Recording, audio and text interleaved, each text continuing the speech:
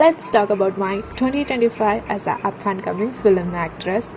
Last year ഞാൻ വളരെ grateful and പ്രൗഡായിട്ടുള്ളൊരു ഇയറാണ്. ബിക്കോസ് ഞാൻ അഭിനയിച്ച 3 സിനിമകളും തിയേറ്റർ റിലീസായത് 2025 as a budding film actress എനിക്കിത് വലിയൊരു സ്റ്റാർട്ടിങ് തന്നെയാണ്. Okay, this is how I started my 2025. January starting തന്നെ ഞാൻ ആദ്യമായി അഭിനയിച്ച മൂവി 1098 റിലീസായി. ഞാൻ ഒരുപാട് ഹാപ്പി ആയിരുന്നു എന്നെ ഫസ്റ്റ് ടൈം ബിഗ് സ്ക്രീനിൽ കണ്ടപ്പം. ഇതൊരു ചെറിയ മൂവി ആണെങ്കിൽ പോലും ഇതെനിക്ക് ചെറിയൊരു കാര്യമല്ല, ബിക്കോസ് ഞാനിത് ഒറ്റയ്ക്ക് അച്ചീവ് ചെയ്തെടുത്തൊരു കാര്യമാണ്. ഇതെൻ്റെ ഒരു മൊമെൻ്റ് ആയിരുന്നു. I M literally so proud of my self. അങ്ങനെ ഒരു മെയ് ഒക്കെ ആയപ്പം എൻ്റെ രണ്ടാമത്തെ മൂവി റിലീസായി. ഞാൻ ഒരുപാട് എഫോർട്ട് ഇട്ട് ചെയ്ത ഒരു മൂവിയാണ്. ബട്ട് അൺഫോർച്ചുനേറ്റ്ലി എനിക്ക് ചെറിയ സീനിലേ വരാൻ പറ്റുള്ളൂ. എങ്കിലും ഞാൻ ഭയങ്കര ഹാപ്പിയാണ്. ജൂണിലായിരുന്നു എൻ്റെ നെക്സ്റ്റ് മൂവി പ്രൊട്ടക്ടർ റിലീസായത്. അതിലൊരു ക്യാരക്ടർ റോൾ മൃദുല ഹെൻഡ്രു ക്യാരക്ടറായിരുന്നു ഞാൻ ചെയ്തത്.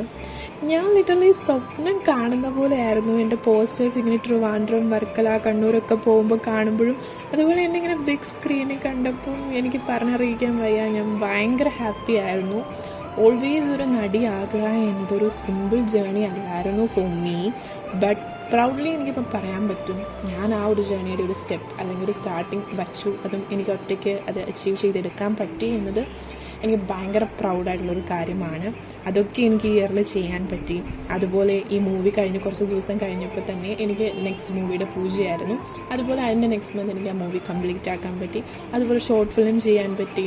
അതുപോലെ നല്ല നല്ല ഒരുപാട് കാര്യങ്ങൾ ഈ ഇയറിൽ സംഭവിച്ചു. This is it and welcome 2026.